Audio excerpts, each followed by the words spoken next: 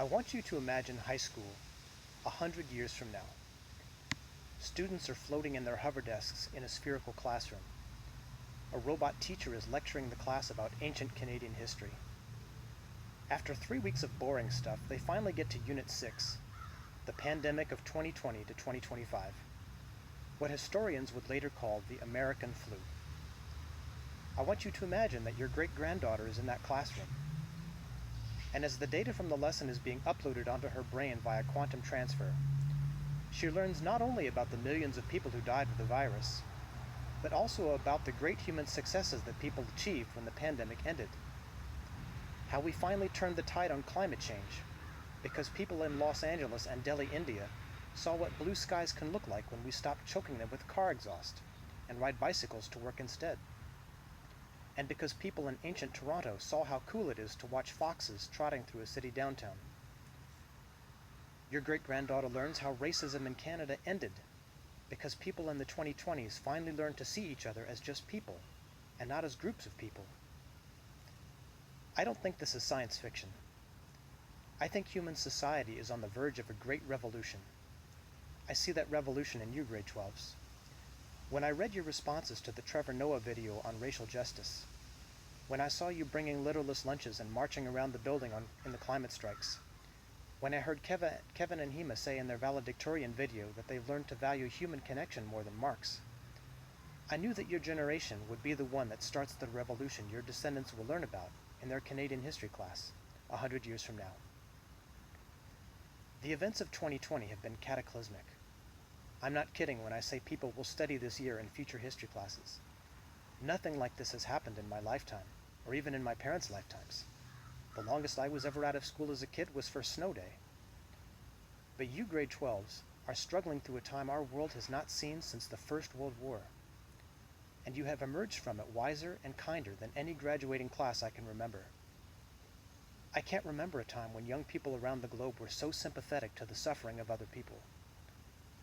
Suffering together in quarantine has made us all a little less cocky, a little less full of ourselves, less obsessed with doing, and getting 99s on everything and getting into university, and more aware of how fragile we are, how desperately we need human company and human touch.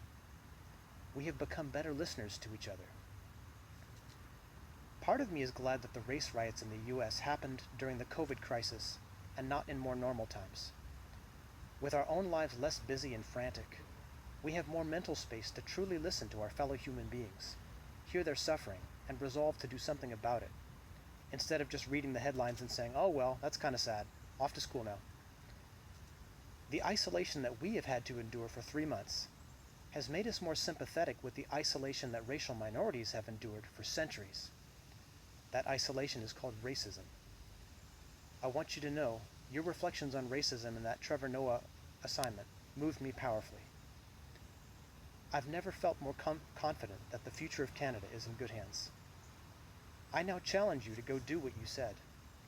Fight racism wherever you find it, in your university classes, at your co-op jobs, in your dorm and your places of worship, and if necessary, in your own apartment and in your own heart. You've heard it 1,000 times by now. This is not the grade 12 year you imagined. I know, you're tired of hearing it. So let me turn that statement around. What if you had imagined it? What if we'd seen this all coming in September? The loneliness, the boredom, the relentless hours of staring at screens, watching one insipid video lesson after another. Hi class, hope you're having another thrilling day sitting on your bed in your pajamas staring at a laptop screen. Today we're going to learn about insertion sort. What would we have done different if we'd known this was coming? Maybe we would have had prom in October, commencement in January. Here's your diploma, see you next semester, ha ha. But seriously, if we'd known that Friday, March 14th, would be the last time we'd see each other for 6 months, I think we would have valued our time together more. Instead of a meaningless, hey, how are you, in the halls, we might have actually asked, how are you? And meant it. I really want to know how you are. Tell me the best and worst thing that happened to you today. The good, the bad, the boring, your pain, your dreams, what you had for lunch on Tuesday, your favorite flavor of Jell-O, whether you're for or against banana strings. I want to know this about you because I see you as a human being who's as fragile and complex and messed up as I am. And because I know how good it feels when others ask me how I am, and mean it, because it makes me feel valued and included. Maslow's hierarchy of needs places social inclusion somewhere in the middle of the pyramid, somewhere between food at the bottom and self-actualization at the top. But I think friendship is more fundamental than that. I think it's more important than oxygen. An infant that is fed and kept warm but stays isolated in an incubator and never feels the touch of a person dies. So help each other to survive. And the next time you say, "How are you?" to someone, and they say, "Fine," don't stop there. Keep asking them questions until they say, "Will you shut up already? I told you I'm fine." In all seriousness, I want to thank you for your resilience during this hard time. Thank you for slogging through all the lessons on Merge Sort and Macbeth. And you didn't just slog. I was so impressed that you gave it your all, even when no marks were involved. You typed paragraphs when you could have typed sentences. Thanks also for supporting each other. You really are each other's best supports, in good times and bad. My wish for you in 2021 and 2051 is that you remember the pain of this transitional moment in human history, and then embrace the joy of the new human connections it has helped you to make.